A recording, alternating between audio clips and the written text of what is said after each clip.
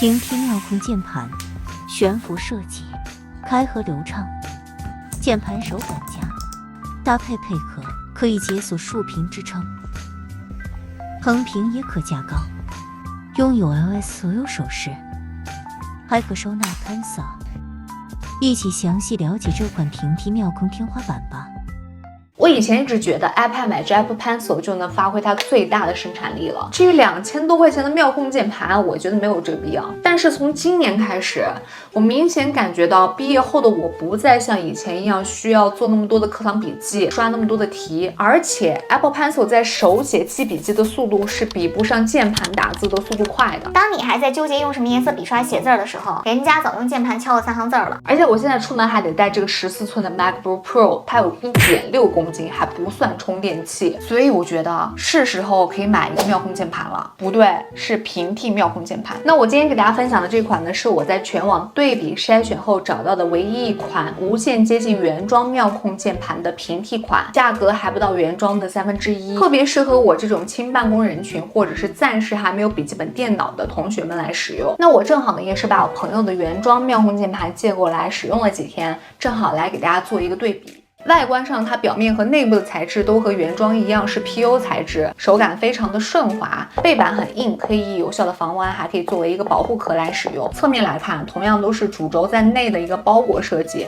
拥有和原装一样的倾斜角，键盘按键也很舒服，打字有一种包裹感，回弹性也非常的好。打开之后，中间的主轴转动非常的顺滑，阻尼感也恰到好处，不松也不紧，而且非常稳定。我把它这样直立起来，在 iPad 本身就有400多克的重量之下，它这个中轴也不会支撑不住而掉落，而且关闭的时候呢，也是副轴带动主轴 ，iPad 不会存在卡壳的情况。另外 ，iPad 磁吸上去的悬浮设计也特别的稳固，怎么甩也甩不掉。而且它还有一个原装没有的一个亮点，就是可以搭配这种配壳，可以解锁竖屏支撑。这样大多数学生们使用学习通这个不支持横屏的 App 上，也可以把它调整为竖屏来使用。在横屏的状态下呢，它还可以架高，这样看得更加舒服，使用感也比较好，还可以保护你的颈椎。另外，我还发现了一个它特别有意思的地方，就是这个地方是可以对 Apple Pencil 进行收纳的。像我最近在用我朋友这款原装的妙控键盘，你把 Apple Pencil 吸在这上面，关闭之后，原装的妙控键盘你如果再想打开，你就会发现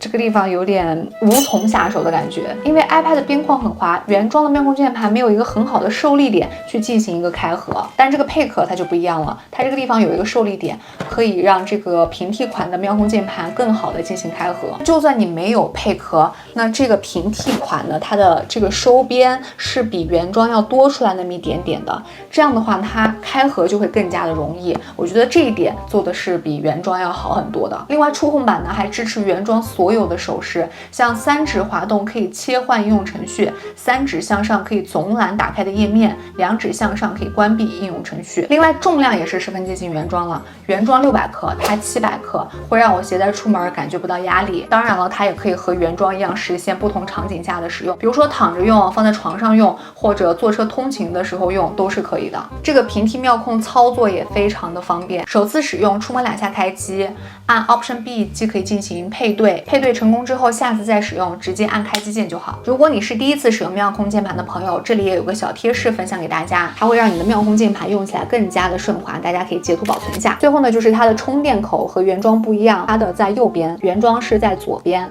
它对我来说还是挺省电的，像我今天用它用了8个小时来写稿，还有处理工作上的事情，我看了一下才掉了3%的电，而且不用的时候它会自我休眠，长时间不用的话呢，它会自动关机来保留电量。当然这款也不是没有缺点的哈，它第一个缺点就是背光不智能，原装的背光是自动感应的，光线充足的时候就不显示，光线暗的时候它背光就亮起来了。那这款呢就必须手动来进行调节，在晚上光线不充足的时候就需要按 Option 加波浪键可以开启背光，还有3档可以调节。当然开启背光它掉电会更快一点，等你不用的时候记得把它关掉就好了。第二点，虽说它的触控板很好用，但是我觉得对比原装来说呢，还是有那么一点点美中不足。相比原装，这个触控板按下去的力度要稍微用力一点，这样你在文档里面进行文字拖动的时候，它会比原装的触控板拖着的力度要更加大力一点。总结来说呢，这是一款外观和功能都十分接近原装的平替妙控。那它也是科技鱼在5月份推出之后不断断的吸收消费者的反馈和意见，然后进行不断的改良后所诞生的最新产品。但是如果大家接受不了上述说到的缺点的朋友们，建议还是买原装。原装当然有原装的好，但是5000多的 iPad 加上2000多的键盘，合一起都快8000了，有这钱你足够去换一台 Air 系列的笔记本。我觉得对于大多数人来说都是性价比不高的。回归本质，它就是个键盘。我这期视频到这里就要和大家说再见了，也非常感谢大家的观看，也希望我今天分享的内容对大家有帮助。我是乔西，我们下期再见，拜拜。